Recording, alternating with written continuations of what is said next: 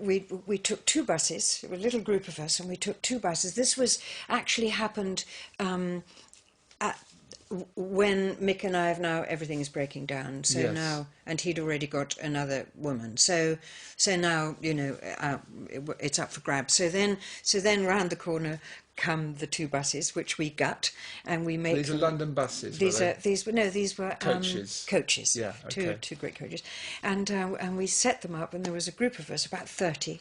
A Japanese monk came with us, children, professors. We were a bunch of madmen, really, and we were all going to go overland and go back to our ashram in Pune. And we broke down from just outside London That's a good start. to Bombay, all the way. And the idea was that we would do, it would take us 4 to 6 weeks. And in fact, it took us 3 months because we broke down all the time. And so by the time we'd got to the Turkish mountains, which were, the passes were full of snow, and we were in this cafe place, and we were saying, okay, it's too dangerous, we can't go on. So do we go on and risk our lives, or do we go back to Germany, wait out the winter, and go again in the spring? And the whole bunch of us, we all said, yes, risk our lives. We were so determined to go. So then we it was hilarious, and it was very, very dangerous, and we did go through the snowy passes.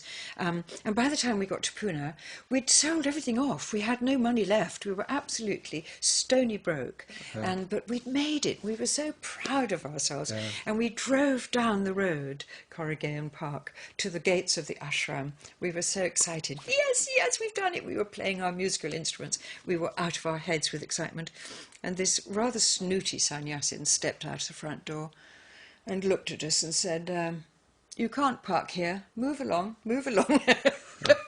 So it was a bit of a letdown. But, You had great spirit, didn't you? Yeah, we did. We all of us did, I think. But you yourself, you had great spirit because you've done a lot of things. And that's that decision. And okay, there's other people involved as well. But you're also saying, I'm going to go through the Turkish mountains. Yes. This is very dangerous. Yes. But somehow that spirit carries you through.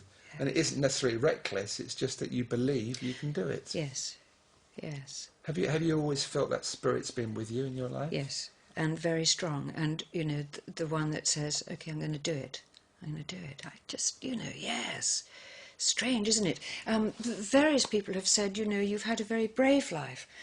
Where does that come from, But then, if you go back, I had a very, very brave ancestor, Sir Richard Grenville, and he was a famous Elizabethan hero. Right. And he was notoriously brave, and he went in with his 9 little ships, and there were 53 Spanish galleons, and he fought all night long, and he fought until he died.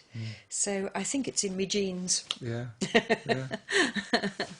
So we're whizzing through the time as well as your career. Yes, so, good. But I want to cover all the important things. So, one thing I had written down was, which I thought was, I just wanted to quote from your book, was one time in Pune when you were, after a meditation, you wrote, "The I has dissolved.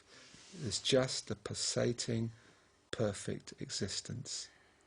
It's a very deep space to be in.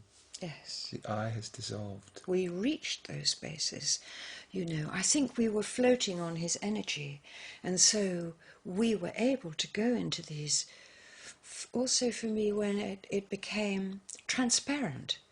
Everything became completely transparent. One time it happened, I'm bicycling along to the end of the road, but it's happened.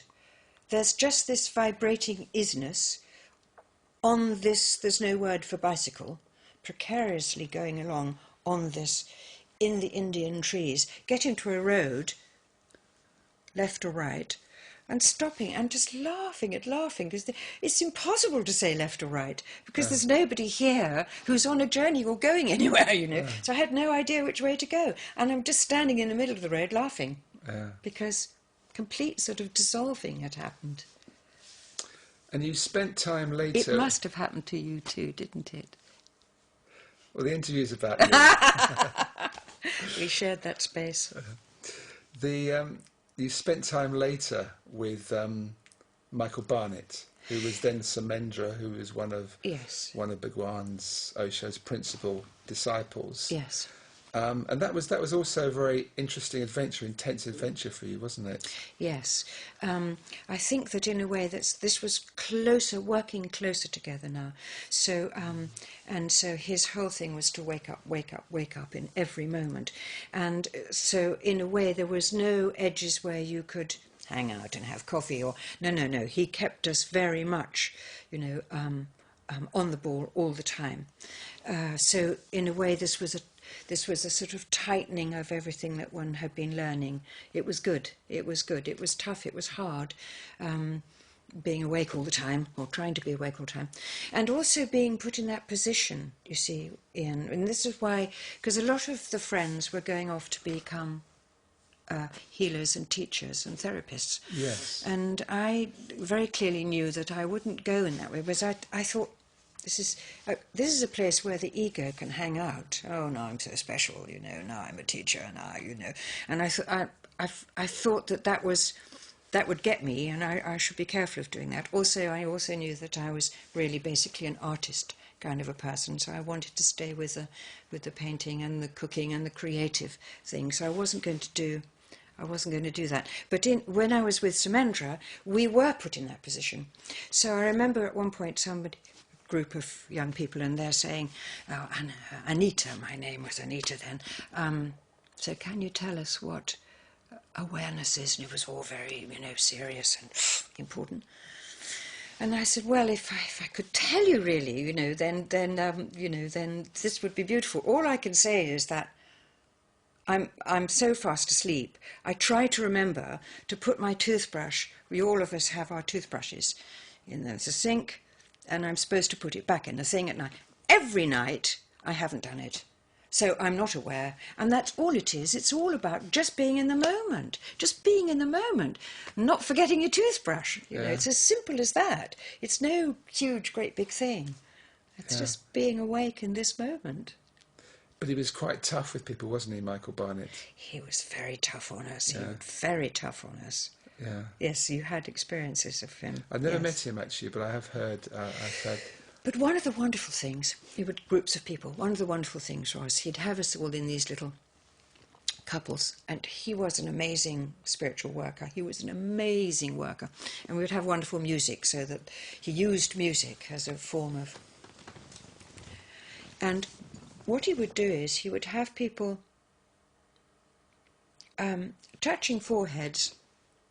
And then he would talk you through this process of dissolving, so that the touching of each other's foreheads, the touching of your knees or your hands, with eyes closed, what he took you into was the space where there isn't the other, where there is just that, where you've dissolved, the two have dissolved into one, and then there is no division between you and me.